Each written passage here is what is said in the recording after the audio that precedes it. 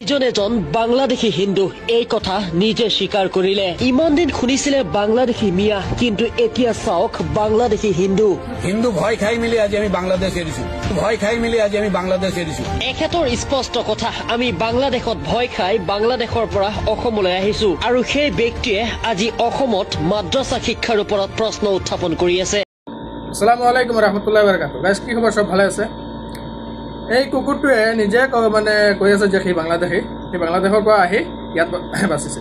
ঠিক আছে, আমি আমাৰ প্ৰশ্ন হ'ল এই কুকুৰৰ বাচ্চাটোৱে বাংলাদেশী হৈ আমাৰ অসমত আহি অসমৰ হিন্দু মুছলিমৰ কাজিয়া কৰাৰ চেষ্টা কৰি আছে।